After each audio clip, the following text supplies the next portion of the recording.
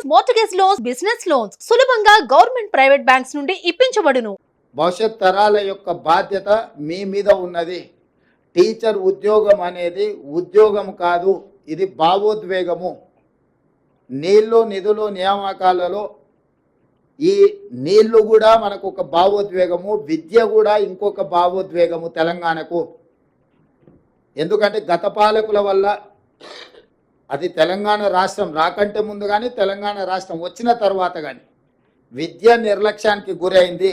Budget కేటాయింపులలో కూడా గతంలో అన్యాయం జరిగింది. మేము వచ్చిన తర్వాత బడ్జెట్ను కూడా పెంచి ఈరోజు అన్ని రకాలుగా ప్రభుత్వాన్ని ముందుకు నడిపించడం ద్వారా బడ్జెట్లో కూడా న్యాయం చేయాలన్న ఆలోచనతోని నిధుల కేటాయింపులు కూడా పెంచినము. ఇవి కూడా ఇంకా సరిపోవు, భవిష్యత్తులో ఇంకా నిధులను పెంచడం ద్వారా విద్యకు అత్యంత ప్రాధాన్యత ఇస్తాము. ఇదే కాకుండా చంద్రశేఖరరావు గారు పదే పదే నేను SC ST OBC minority residential schools ఇచ్చిన వాటి వల్ల చాలా ప్రయోజనం చేకూరింది అని వారు చాలా సందర్భాలలో చెప్పడం జరిగింది. అవన్నీ మంజూరు చేసిండు, కానీ వేటికి కూడా కనీసమైన మౌలిక సదుపాయాలు ఏర్పాటు చేయలేదు.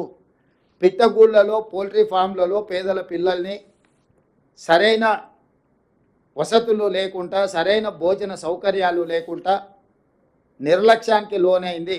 అందుకే ఈరోజు మా ప్రభుత్వము integrated residential schools, young India integrated residential schools ప్రతి కాన్స్టిట్యున్సీకి 20 నుంచి 25 ఎకరాలలో ఎస్సీ ఎస్టీ ఓబీసీ అండ్ మైనారిటీకి సంబంధించిన రెసిడెన్షియల్ స్కూల్స్కి అన్నిటికీ కూడా ఒక క్యాంపస్ క్రియేట్ చేసి ఒక యూనివర్సిటీ స్థాయిలో అక్కడ వసతులు, మౌలిక వసతులు కల్పించి అక్కడ ప్లే గ్రౌండ్స్ కానీ ల్యాబ్స్ కానీ వాళ్ళకు మంచి అడ్వాన్స్డ్ టెక్నాలజీతో కిచెన్ సెంటర్లు కట్టి ఒక హైజెనిక్ ఫుడ్ వాళ్లకు ఇవ్వాలి అని ఈరోజు మా ప్రభుత్వం నిర్ణయం తీసుకొని పైలట్ ప్రాజెక్ట్ కింద కొడంగల్ అండ్ మధిరాలో ఆల్రెడీ పనులు ప్రారంభించడానికి అన్ని ఏర్పాట్లు చేసినాం.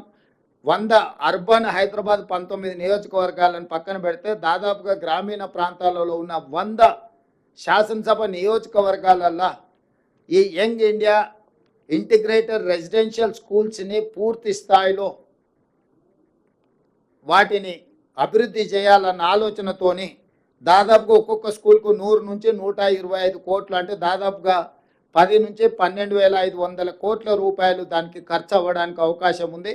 దానికోసం నిధుల సేకరణతో పాటు ఈ ఇన్ఫ్రాస్ట్రక్చర్ అంతా కూడా మౌలిక వసతులను అందించడానికి మా ప్రభుత్వం పూర్తి స్థాయిలో ప్రయత్నం చేస్తుంది. అదేవిధంగా 10 సంవత్సరాలు టీచర్ల ప్రమోషన్లు కానీ టీచర్ల బదిలీలు కానీ ఏ రోజు చేయలేదు.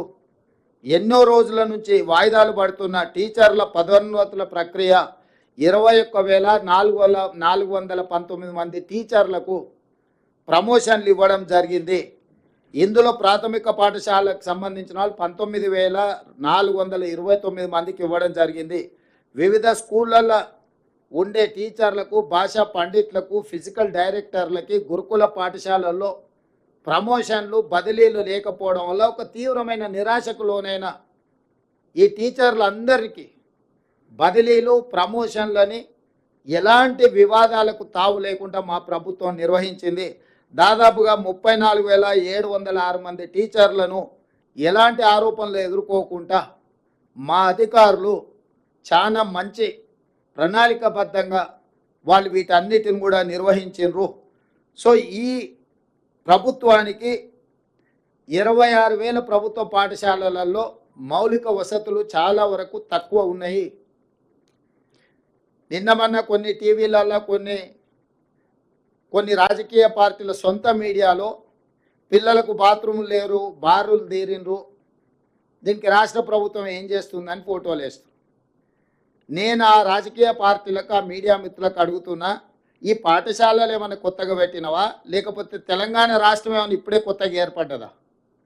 10 సంవత్సరాలు బాధ్యత ఉన్న వాళ్ళను, ప్రభుత్వంలో ఉన్న వాళ్ళను ఎవరైనా ఇవన్నీ నిర్వహించడంలో కానీ నిర్మాణం చేయడంలో కానీ ముందుకు వస్తే ఎవరైనా వద్దన్నారా? గత 10 సంవత్సరాలు బాధ్యతారహితంగా వ్యవహరించడం వల్ల ఏమాత్రం ఈ పిల్లల కనీస సౌకర్యాల పట్ల పట్టించుకోకపోవడం వల్ల ఈరోజు ఈ ఉపద్రవం వచ్చింది. వాటిని ఒకటొకటి పరిష్కరించుకుంటూ చాలా సింగిల్ టీచర్ స్కూళ్ళను మూసేస్తే వాటన్నిటిని కూడా తిరిగి పునరుద్ధరించుకుంటూ పేదలకు విద్యను అందుబాటులోకి తీసుకురావాలి. విద్య మీద పెట్టే పెట్టుబడి ఖర్చు కాదు, అది పెట్టుబడి భవిష్యత్ తరాల నిర్మాణానికి పనికొస్తుందని చెప్పి మేము ముందుకు వస్తున్నాము. సుమన్ టీవీలో మీ పర్సనల్ అండ్ బిజినెస్ ప్రమోషన్స్ కోసం కింది నెంబర్కి కాంటాక్ట్ చేయండి.